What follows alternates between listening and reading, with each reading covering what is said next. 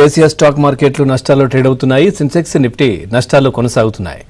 Bharat electronics, Jio financial, doctor Reddy labs, sun pharma, Adani ports షేర్లు లాభాల్లో trade అవుతుండగా Infosys, power grid corporation, TCS, HCL tech, ఇంటర్న్ షేర్లు నష్టాల్లో కొనసాగుతున్న పరిస్థితి కనిపిస్తా ఉంది.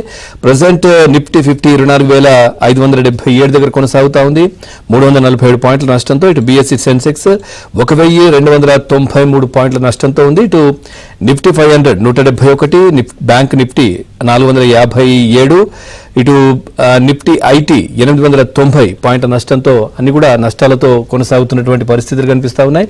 ఇక మీకు మార్కెట్కి సంబంధించి ఏదైనా డౌట్ ఉంటే స్క్రీన్ పైన కనిపిస్తున్నటువంటి నంబర్కి కాల్ చేయొచ్చు, లేదంటే కామెంట్ రూపంలో కూడా మీకు అక్కడ మీ డౌట్ని అక్కడ రాస్తే మనతో పాటు సీనియర్ బిజినెస్ అనలిస్ట్ సుందర్ రాజా గారు స్టూడియోలో సిద్ధంగా ఉన్నారు. వారిని అడిగి మీ సందేహాలు నివృత్తి చేసే ప్రయత్నం చేస్తాను. ముందుగా వారితో మాట్లాడదాం. సార్ నమస్కారం. నమస్తే సార్, నిన్న చూస్తే అంటే ఆఫ్టర్ వార్, అంటే వార్ ముగిసింది ఇంకా అన్న తర్వాత మార్కెట్లు బాగా పుంజుకున్నట్టు కనిపించాయి, మంచి లాభాల్లో ముందుకెళ్ళాయి. సో ఏంటి ఈరోజు సడన్ గా నష్టాలతో వెళ్తున్న పరిస్థితులు ఏంటి, కారణం ఏంటి అసలు? సో నిన్న మార్కెట్ చూస్తే కనుక ఒక సర్ప్రైజ్ ర్యాలీ చూసాము. అంతక్రితం చూస్తే కనుక వార్ ఇంటెన్సిఫై అవుతుందని చెప్పి మార్కెట్ ఇంకా తగ్గుతుందని చాలా మంది షార్ట్ పొజిషన్స్, హెవీగా స్పెక్యులేటివ్ పొజిషన్స్ తీసుకోవడంతో వాళ్ళు నిన్న ఒక్కసారిగా షార్ట్ కవరింగ్ చేయడంతో మార్కెట్లో ఒక ర్యాలీ కనిపించింది. సో నిన్న చూస్తే కనుక మార్కెట్ కొంచెం ఈ మధ్యకాలం మళ్ళీ లాస్ట్ శనివారం నాడు కొంచెం పాజిటివ్ అప్డేట్ రావడంతో సో ప్రస్తుతానికి నెగిటివ్ న్యూస్ లేదు కాబట్టి మార్కెట్ కొంచెం ఆగినట్టు కనిపిస్తుంది. అదేవిధంగా ఇంకో పక్క చూస్తే కనుక యుఎస్ చైనా వార్ కూడా చూస్తే కనుక కొంచెం ఒక పాజ్ తీసుకొని అలాగే కొంచెం పాజిటివ్ డెవలప్మెంట్ రావడంతో అక్కడ వాళ్ళిద్దరి మధ్య కూడా కొంచెం పాజిటివ్గా ఉండడంతో సో ఇండియన్ మార్కెట్లో కూడా కొంచెం సెల్ ఆఫ్ రావడం అనేది మనం చూసాము. సో మార్కెట్ ఓవరాల్గా చూస్తే కనుక నిన్న వచ్చిన లాభాలకి ఆల్మోస్ట్ 50% వరకు పుల్ బ్యాక్ రియాక్షన్ రావడం మనం చూసాము. నిన్న వచ్చిన గెయిన్స్లో ఆల్మోస్ట్ 50% వరకు మనకి ఆ గెయిన్స్ అనేది తగ్గిపోవటము, ఈరోడ్ అవటం అనేది మనం చూసాము. సో మార్కెట్ టెక్నికల్గా చూస్తే కనుక 25,000 దగ్గర చాలా కీలకమైన రెసిస్టెన్స్ ఉండడం వల్ల ముఖ్యంగా మనం మొన్న December 1st week, 2nd week, 3rd week 3 వారాల పాటు 25,000 స్థాయి దగ్గర కొంచెం అక్కడ కొంచెం సస్టైన్ అవ్వలేక కొంచెం కరెక్షన్ రావడం, అక్కడ కొంచెం సెల్లింగ్ జోన్ ఉండడం వల్ల మార్కెట్లో కొంచెం కరెక్షన్ రావడం అనేది చూసాం. అలాగే మనం లాస్ట్ 4-5 వారాలుగా మార్కెట్ ఇంచుమించు 3,000 పాయింట్లు పెరిగింది. 22,000 నుంచి 25,000 వరకు ఒక ర్యాలీ రావటము, ఎక్కడ కరెక్షన్ లేకుండా పెరిగింది కాబట్టి మార్కెట్ కొంచెం 25,000 దగ్గర కొంచెం పాస్ తీసుకున్నట్టు కనిపిస్తుంది. సో ఓవరాల్గా మార్కెట్ ఇవాళ రియాక్షన్ బట్టి చూస్తుంటే కనుక మార్కెట్ కొంచెం కరెక్షన్ జోన్లోకి కొంచెం మేబీ కొంచెం కన్సాలిడేషన్ కూడా డ్యూ ఉంది కాబట్టి ఆ డ్యూలో కరెక్షన్లోకి వెళ్ళే అవకాశం ఉంది. రైట్ సార్, రంగారావు గారు ఉన్నారు ఘంటసాల నుంచి. రంగారావు గారు నమస్కారం. నమస్తే అండి. నమస్తే అండి. మీ డౌట్ అడగండి. 38.5 ఉన్నాయి, కెనరా బ్యాంక్ 108లో ఉన్నాయి, మహారాష్ట్ర బ్యాంక్ 55లో ఉన్నాయి. ఈ 3 బ్యాంకులు ఉంచుకోవచ్చా? వీటి గురించి చెప్పండి. సో బ్యాంక్ స్టాక్స్ అన్ని కూడా చూస్తే కనుక ఈ మధ్య ఆల్మోస్ట్ ఒక 15 to 20% వరకు లోయర్ రేట్ నుంచి ర్యాలీ రావడం చూసాము. కెనరా బ్యాంక్ 80 నుంచి ఆల్మోస్ట్ 110 లెవెల్స్కి వెళ్ళటం అనేది మనం చూసాము. షార్ట్ టర్మ్లో కాకపోతే మనకి ఆల్మోస్ట్ ఒక 20 to 30% వరకు ర్యాలీ వచ్చింది కాబట్టి. అలాగే మొన్న కెనరా బ్యాంక్ చూస్తే కనుక 8th May రిజల్ట్ వచ్చింది. రిజల్ట్ బాగా పాజిటివ్గా రావడంతో కెనరా బ్యాంక్లో కూడా ఒక అప్ ట్రెండ్ అనేది కనిపించింది. 2 రోజుల క్రితం చూస్తే కనుక ప్రముఖ బ్రోకింగ్ సంస్థ ఎంకే గ్లోబల్ కూడా కెనరా బ్యాంక్ తీసుకోవచ్చని ₹130 వరకు టార్గెట్ ఇచ్చినట్టు కనిపిస్తుంది. ఒకవేళ షార్ట్ టర్మ్ అయితే కనుక నా ఉద్దేశం అయితే కెనరా బ్యాంక్ ఇంచుమించు ఒక 120 లెవెల్స్లో మీరు ప్రాఫిట్ బుక్ చేయొచ్చు. Long term point of view అయితే హోల్డ్ చేయొచ్చు, ఎందుకంటే స్టాక్ ఇంకా చీపర్ లెవెల్లో ఉంది. అలాగే మన మహారాష్ట్ర బ్యాంక్ దగ్గర నుంచి కూడా రిజల్ట్స్ రావడం చూసాము 25th April. ఆ తర్వాత చూస్తే కనుక సబ్సిక్వెంట్గా రిజల్ట్ తర్వాత ఒక మ్యూటెడ్ పాజిటివ్ రెస్పాన్స్ అనేది వచ్చింది.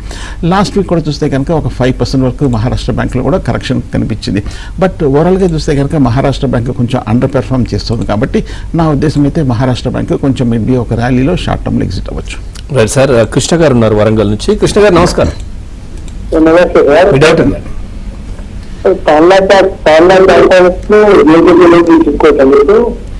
దానిలో ప్లాట్ఫామ్స్ ఈ లెవెల్లో తీసుకోవచ్చు అంటే ఈ వారం ఫస్ట్ టైం చాలా కాలం తర్వాత తాన్లా ప్లాట్ఫామ్స్ ఒక 20% వరకు ర్యాలీ కనిపించింది. ఈ మధ్య చూస్తే కనుక తాన్లా ప్లాట్ఫామ్ ₹1,100 నుంచి ₹450 వరకు రావటము, మొన్న చూస్తే కనుక 25th April మంచి రిజల్ట్స్ పోస్ట్ చేయడంతో తాన్లా ప్లాట్ఫామ్లో ఒక అప్ ట్రెండ్ అనేది కనిపించింది.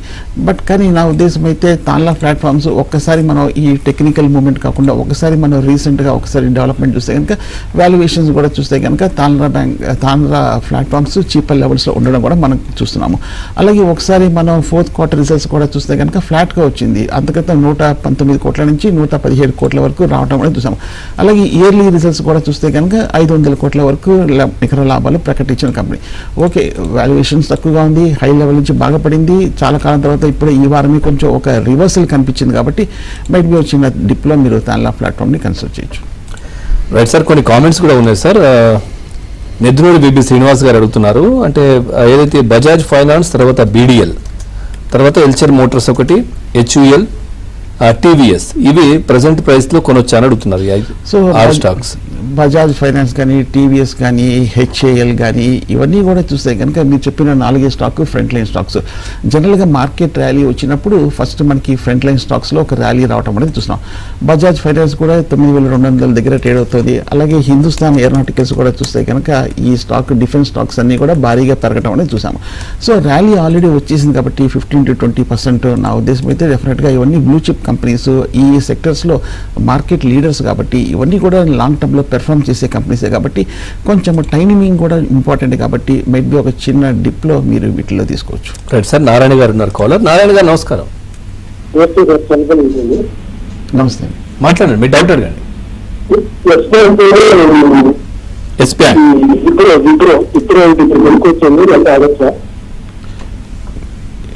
ఎస్ బ్యాంక్ విప్రో అనుకుంటాను. ఏంటండి అది? Hit and run?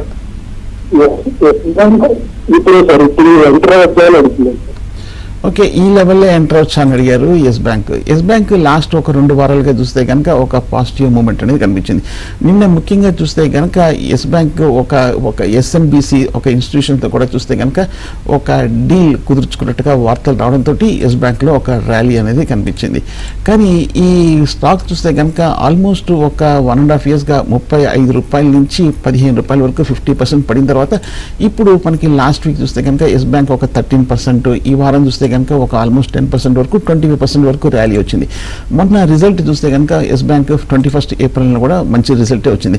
కానీ ఈ ఓవరాల్ బేరిష్ ట్రెండ్లో ఒక short term recovery pull back, ఒక షార్ట్ టర్మ్ టార్గెట్ వచ్చింది కాబట్టి నా ఉద్దేశం అయితే ఎస్ బ్యాంక్ కొంచెం చేస్ చేసి ఆల్మోస్ట్ 16 రూపాయల నుంచి 22 రూపాయలకి పెరిగిన తర్వాత నా ఉద్దేశం అయితే ఎస్ బ్యాంక్ కొంచెం హై లెవెల్లో అవాయిడ్ చేయొచ్చు. రైట్ సార్, వినోద్ కుమార్ అడుగుతున్నారు కామెంట్. యథార్థ హాస్పిటల్ 535లో ఉందంట, ఎన్టీపీసీ 370లో, 6 months కోసం హోల్డ్ చేయమంటారా సేల్ అని అడుగుతున్నారు. ఓకే, యథార్థ హాస్పిటల్ మీరు బాగా హై ప్రైస్లో తీసుకున్నారు. ఇప్పుడు ఆల్మోస్ట్ 500 రూపాయల దగ్గర ట్రేడ్ అవుతుంది. యథార్థ హాస్పిటల్ రిజల్ట్స్ కూడా ఇంకా రాలేదు. 22nd May రిజల్ట్ ఉంది. యథార్థ హాస్పిటల్ ఓవరాల్గా చూస్తే కనుక మంచి పెర్ఫామ్ చేస్తున్న హాస్పిటలే. వాల్యుయేషన్స్ కూడా చూస్తే కనుక యథార్థ హాస్పిటల్ కూడా మంచి వాల్యుయేషన్స్లోనే ఉంది. అలాగే ఒకసారి మనం ఈ లాస్ట్ ఇయర్ గమనిస్తే కనుక ఆల్మోస్ట్ 115 కోట్ల వరకు నెట్ ప్రాఫిట్స్. అలాగే లాస్ట్ 5 ఏళ్లలో గమనిస్తే కనుక హైయెస్ట్ సేల్స్ 670 కోట్ల వరకు సేల్స్ ప్రకటించింది. 5 ఏళ్ల క్రితం చూస్తే కనుక 145 కోట్ల నుంచి ఆల్మోస్ట్ 4 రెట్ల వరకు వాళ్ళకి గ్రోత్ అనేది మనం చూసాము యథార్థ hospitals. So long term point of view అయితే హోల్డ్ చేయొచ్చు. రైట్ సార్, ఆనంద్ గారు ఉన్నారు. ఆనంద్ గారు నమస్కారం. నమస్కారం సార్, మేము 3 స్టాక్స్ గురించి అడగాలి సుందరరావు గారిని. నమస్తే. నమస్తే సుందరరావు గారు. నమస్తే. మాట్లాడండి. హలో, టీవీ చూడకండి, డైరెక్ట్ గా మాట్లాడండి. సార్, అమర్ రాజా బ్యాటరీస్ నేను 1300లో కొన్నాను. అలాగే ఫినోలెక్స్ కెమికల్స్ లిమిటెడ్ వచ్చి నేను 420లో కొన్నాను సార్. అది యావరేజ్ చేయొచ్చా లేకపోతే ఎగ్జిట్ అవ్వచ్చా? ఓకే, ఫస్ట్ అమర్ రాజా బ్యాటరీస్ చూస్తే కనుక హోల్డ్ చేయొచ్చు. ఎందుకంటే లాస్ట్ 6 monthsగా కంటిన్యూస్గా 1800 రూపాయల నుంచి ఒక్కసారి 900 రూపాయల వరకు 50% వరకు తగ్గిన తర్వాత ఈ మధ్యకాలంలో కొంచెం కన్సాలిడేషన్ అవ్వడం చూసాం. రిజల్ట్స్ ఇంకా చాలా టైం ఉంది, 29th May ఉంది. రిజల్ట్స్కి ముందు చూస్తే కనుక ఇప్పుడే కొంచెం ఒక రికవరీ బాటల్లో కనిపిస్తుంది అమర్ రాజా.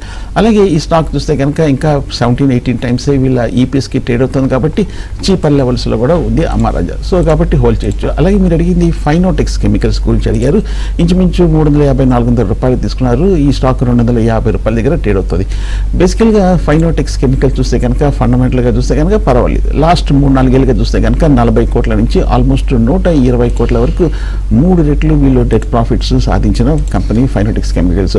అలాగే ఈ స్టాక్ చూస్తే కనుక కంపెనీ యాజమాన్య దగ్గర కూడా ఆల్మోస్ట్ 63% వరకు ఉండడం కూడా గమనించవచ్చు.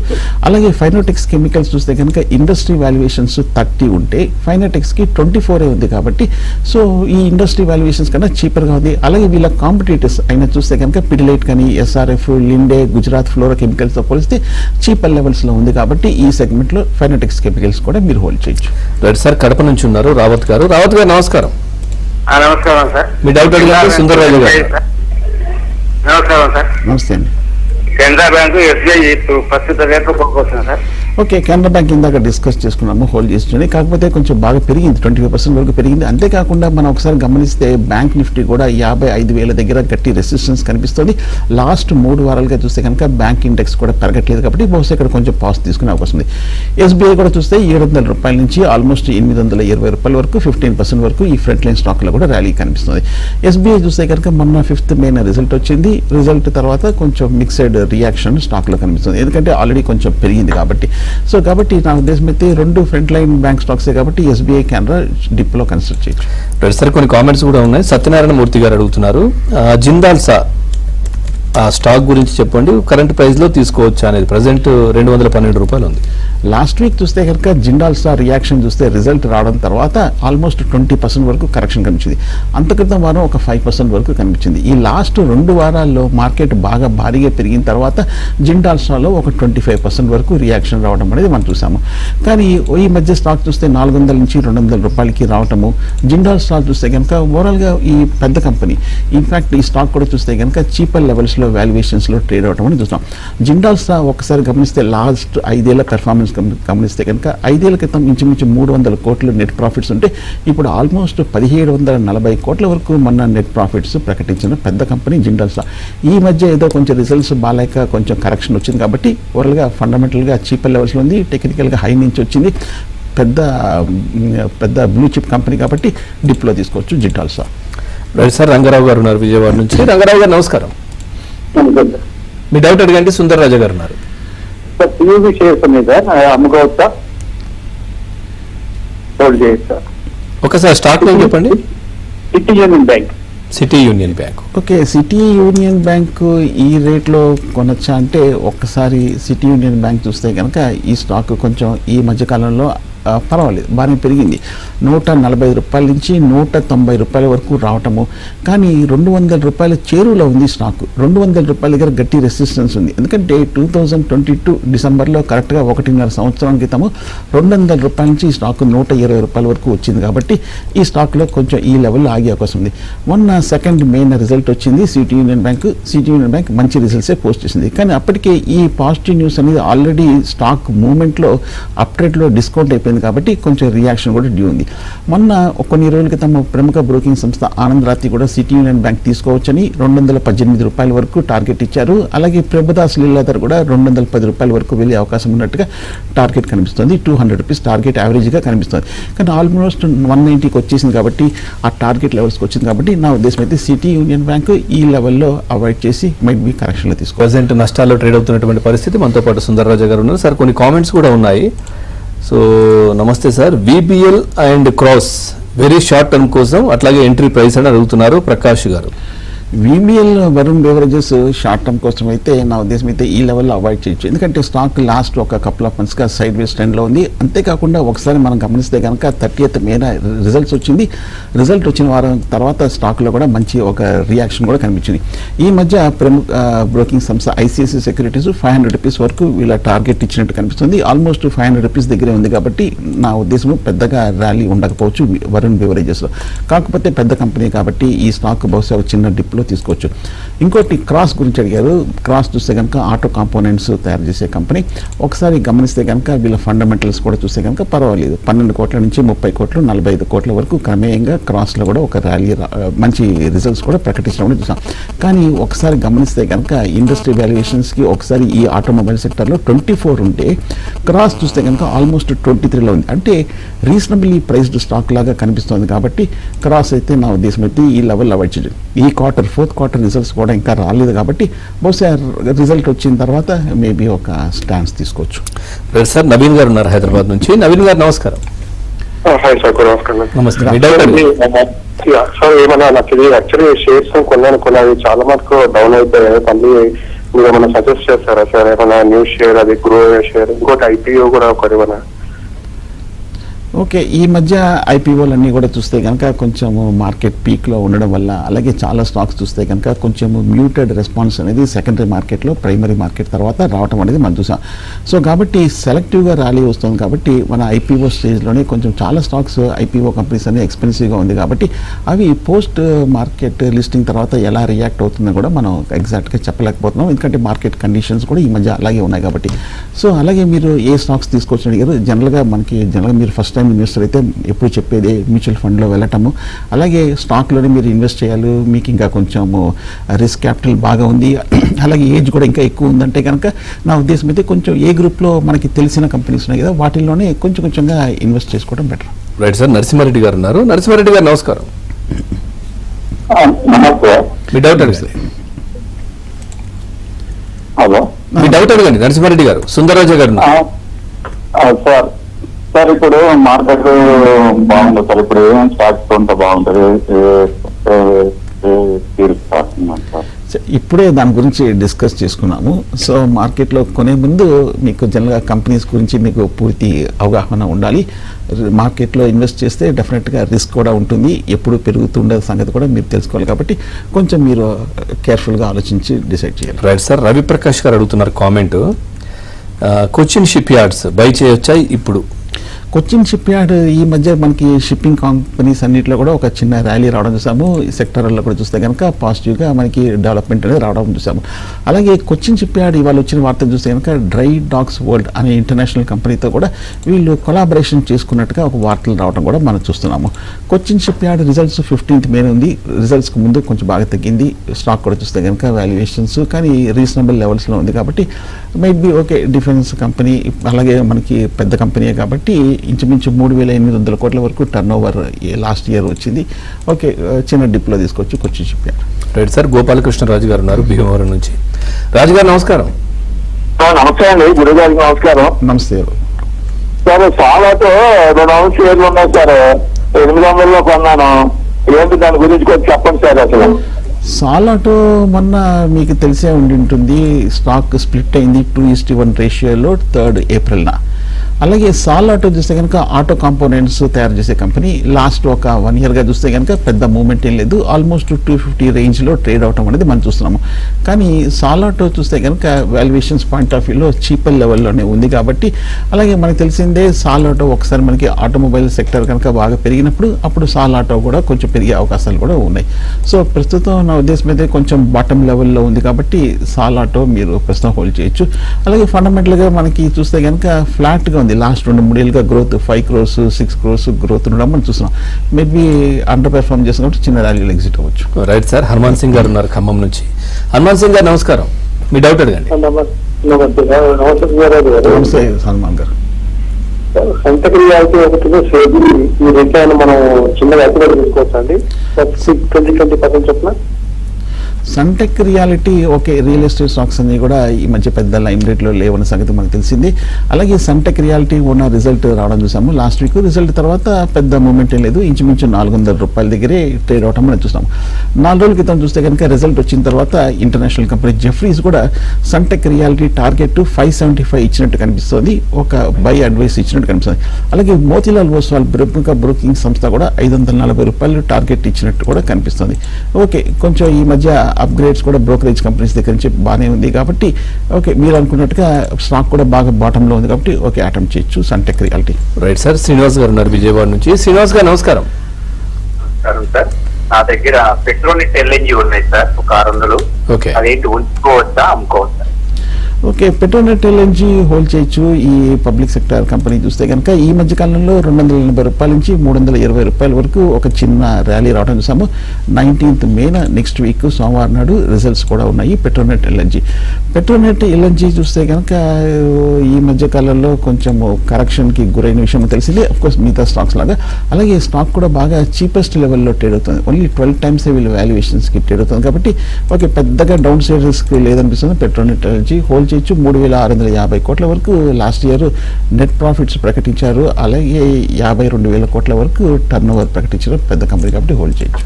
Right sir. రామారావు గారు ఉన్నారు, కామెంట్ రాశారు, ఆల్ కార్గో లాజిస్టిక్స్ హోల్డ్ చేయమంటారా సేల్దా అని అడుగుతున్నారు. ఆల్ కార్గో చూస్తే కనుక లాజిస్టిక్ సెగ్మెంట్స్లో కొంచెం బాగా అండర్ పెర్ఫార్మ్ చేస్తుంది. ఈ స్టాక్ 80 రూపాయల నుంచి ఆల్మోస్ట్ 30 రూపాయల వరకు తగ్గడం అనేది చూసాము. రిజల్ట్ 23rd మే ఉంది. రిజల్ట్కి ముందు చూస్తే కనుక పెద్దగా ఏమీ రెస్పాన్స్ లేదు. పైగా లాస్ట్ 1 మంత్గా మార్కెట్ బౌన్స్ బ్యాక్లో ఆల్ కార్గోలో పెద్దగా ఏమీ ఒక ర్యాలీ అనేది రాలేదు. ఇన్ఫ్యాక్ట్ ఈ స్టాక్ బాగా వీకర్గానే కనిపిస్తుంది. పైగా ఈ స్టాక్ చూస్తే కనుక 65 టైమ్స్ వీళ్ళు ఈపీఎస్కి ట్రేడ్ అవుతుంది కాబట్టి స్టాక్ కూడా కొంచెం ఎక్స్పెన్సివ్గా కనిపిస్తుంది ఆల్ కార్గో. సో కాబట్టి నా ఉద్దేశం అయితే ఆల్ కార్గో కొంచెం ర్యాలీ వచ్చినప్పుడు ఎగ్జిట్ అయ్యచ్చు. బట్ ఓవరాల్గా మనం ఒకసారి గమనిస్తే లాస్ట్ ఇయర్ 630 కోట్ల నుంచి ఆ తర్వాత 150 కోట్ల వరకు నెట్ ప్రాఫిట్స్ భారీగా తగ్గాయి. సో కాబట్టి నా ఉద్దేశం అయితే హోల్డ్ చేసి కొంచెం ర్యాలీ వచ్చినప్పుడు ఎగ్జిట్ అవ్వచ్చు all cargo. Right sir, Srinivas గారు ఉన్నారు గుంటూరు నుంచి. శ్రీనివాస్ గారు నమస్కారం. సార్ నమస్తే సార్. ఐఆర్ఎఫ్కి 180 హోల్డ్ చేస్తాం సార్. ఐఆర్ఎఫ్సి ఇది హోల్డ్ చేయమంటారా, ఎగ్జిట్ అవ్వమంటారా? హోల్డ్ చేయొచ్చు. రైల్వే కంపెనీస్ అన్ని కూడా ప్రస్తుతం వీక్గా ఉన్న విషయం మనకు తెలిసింది. 230 రూపాయల నుంచి తగ్గింది. మొన్న చూస్తే కనుక 28th ఏప్రిల్ రిజల్ట్ వచ్చింది. రిజల్ట్ తర్వాత ఐఆర్ఎఫ్సీలో పెద్ద మూవ్మెంట్ కూడా ఏమీ కనిపించట్లేదు. సో 4th క్వార్టర్ రిజల్ట్స్ కూడా కొంచెం డిసప్పాయింట్ అయిన విషయం మనకు తెలిసిందే. అందువల్ల స్టాక్లో పెద్ద మూవ్మెంట్ లేదు. కాకపోతే ఒక సిల్వర్ లైనింగ్ ఏంటంటే స్టాక్ కొంచెం చీపర్ లెవెల్స్లో ఉంది. అలాగే పైనుంచి బాగా పడిపోయి బాటమ్ లెవెల్స్లో ఉంది. కాబట్టి ఒకవేళ రైల్వే సంబంధించిన వరకు ఏదైనా పాజిటివ్ అప్డేట్ వస్తే కనుక అప్పుడు కొంచెం పెరిగే అవకాశం కనిపిస్తుంది. సో కాబట్టి ఐఆర్ఎఫ్సీ హోల్డ్ చేయొచ్చు. లాస్ట్ 5 ఏళ్లతో పోలిస్తే కనుక క్రమేయంగా ఐఆర్ఎఫ్సీలో మంచి గ్రోత్ అనేది కపుల్ ఆఫ్ ఇయర్స్గా చూస్తున్నాం కాబట్టి హోల్డ్ చేయొచ్చు. రైట్ సార్, అనిల్ కుమార్ గారి comment. KRN heat exchanger entry price అడుగుతున్నారు. అట్లాగే షార్ట్ టర్మ్ కోసం ఎట్లా ఉంటుంది? షార్ట్ టర్మ్ కోసం అయితే నా ఉద్దేశం అవాయిడ్ చేయొచ్చు. ఎందుకంటే లాస్ట్ మొన్న డిసెంబర్లో 800-900 రేంజ్లో ఉంటే ఇప్పుడు కూడా ఆల్మోస్ట్ ఒక 5 నెలల తర్వాత కేఆర్ఎన్ హీట్ ఎక్స్చేంజ్ కూడా అదే రేట్లో ట్రేడ్ అవడం చూస్తున్నాం.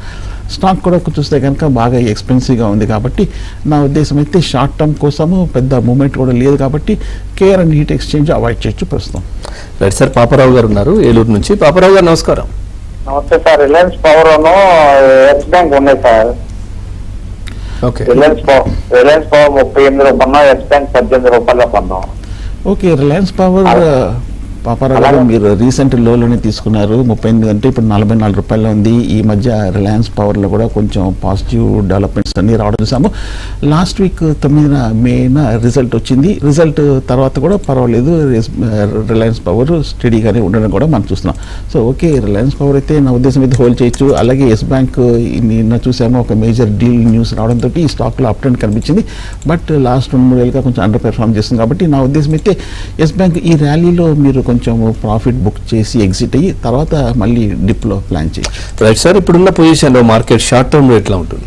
షార్ట్ టర్మ్లో చూస్తే కనుక మార్కెట్ చాలా వాలటైల్గా ఉంది. లాస్ట్ 4-5 నెలలుగా మనం చూస్తే కనుక మార్కెట్ని ఎన్నో ఫ్యాక్టర్స్ అనేది ఇన్ఫ్లుయెన్స్ చేయడంతో మార్కెట్ ఒక 26,000 వరకు వెళ్ళటము, 22,000కి రావటము, మళ్ళీ 24, 22 ఇదే రేంజ్లో ట్రేడ్ అవుతుంది. కరెక్ట్గా ఇప్పుడు ఆ హయ్యర్ రేంజ్లో ఉంది కాబట్టి మార్కెట్ నేను అనుకోవటము కొంచెం ఒక చిన్న కరెక్షన్ ట్రెండ్లోకి వెళ్ళే అవకాశం కనిపిస్తుంది.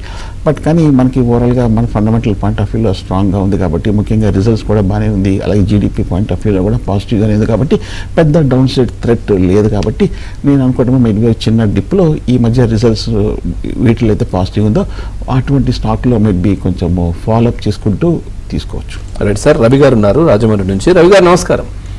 నమస్తే అండి. మాట్లాడండి. టమాటోను బిఎస్సి ఇప్పుడు కొనొచ్చాయి రేట్లలో అన్నది. ఫస్ట్ స్టాక్ ఏమన్నారు? ఒక్కసారి స్టాక్ నేమ్ చెప్పండి. టాటా మోటార్స్, ఓకే, బిఎస్సి చూస్తే కనుక ఈ మధ్య లాస్ట్ 6 monthsగా మార్కెట్ కూడా బాగా స్ట్రాంగ్గా ఉండడంతో 4,000 రూపాయల నుంచి 7,500 రూపాయల వరకు పెరిగింది. దానికి తోడు మన రిజల్ట్స్ చూస్తే కనుక బిఎస్సి దగ్గర నుంచి చాలా స్ట్రాంగ్ రిజల్ట్స్ కూడా చూసాము.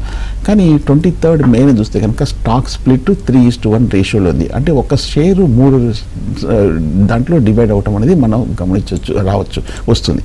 సో కాబట్టి ఈ స్టాక్ కూడా బాగా పెరిగిపోయింది కాబట్టి బిఎస్సి ఈ లెవెల్లో అవాయిడ్ చేయొచ్చు. రైట్ సార్, ప్రజెంట్ లెవెల్లో అంటే ఏ స్టాక్స్ బాగున్నాయి? సెక్టర్ వైజ్గా ఏం చెప్తారు? డిఫెన్స్ ఎట్లా ఉంది? సో డిఫెన్స్ పెరిగిపోయింది లాస్ట్ ఒక 15 days బహుశా ఈ టెన్షన్స్ వల్ల అనుకుంటాను కొంచెము డిఫెన్స్ స్టాక్స్ పెరిగింది. అలాగే ఫార్మా కూడా ఈ మధ్య కొంచెం పెరిగింది. అలాగే ఎఫ్ఎంసీజీ కూడా చూస్తే కొంచెం సైడ్ వేస్లో ఉంది. బట్ కానీ నేను అనుకుంటాము ఐటీ కొంచెము కన్సిడర్ చేయొచ్చు. ఐటీ మొన్న రిజల్ట్స్ కూడా పర్వాలేదు, మార్కెట్ ఎక్స్పెక్టేషన్స్ తగ్గట్టుగానే కొంచెం ఐటీ ఫ్రంట్ లైన్ కంపెనీస్లో రావడం అనేది మనం చూసాం కాబట్టి మేబీ ఐటీలో కొంచెం ఏవైతే కొంచెం చీపర్ లెవెల్స్లో ఉన్నాయో ఉన్నాయో బహుశా ఇన్వెస్టర్లు వాటిని కన్సిడర్ చేయొచ్చు. అంటే ఏంటి ఏ స్టాక్స్? ఇన్ఫోసిస్ కానీ ఫ్రంట్ లైన్ కొంచెం బెటర్ అనిపిస్తుంది. మనకి తెలిసిన బ్లూ చిప్ లీడర్స్ ఏవైతే ఉన్నాయో ఇన్ఫోసిస్ కానీ అలాగే టీసీఎస్ కానీ హెచ్సిఎల్ టెక్నాలజీస్ వీటిని కొంచెం long term point of view consider చేయొచ్చు. ప్రజెంట్ సిచ్యువేషన్ అంటే రికవరీ అయ్యే అవకాశాలు ఎంతవరకు ఉన్నాయి, ఎప్పట్లో కావచ్చు? సో ఐటీ స్టాక్స్ అంటారా? ఐటీ కానీ ఇప్పుడు మార్కెట్ కూడా చాలా డౌన్ లో ఉంది కాబట్టి. అవును, మార్కెట్ చూస్తే కనుక లాస్ట్ 3 months గా ఆల్మోస్ట్ ఫ్లాట్ గా ఉందనుకోవచ్చు. ఒక లాంగ్ ట్రేడింగ్ రేంజ్ లో ఉంది. ఎందుకంటే అంత క్రితం గమనిస్తే కనుక 3-4 ఏళ్ళుగా కంటిన్యూస్ గా ర్యాలీ వచ్చింది కాబట్టి ఆ ర్యాలీ అన్నిటికీ కూడా చూస్తే కనుక కొంచెం టెక్నికల్ ఓవర్ బాట్ పొజిషన్ ని అడ్జస్ట్మెంట్ జరుగుతుంది.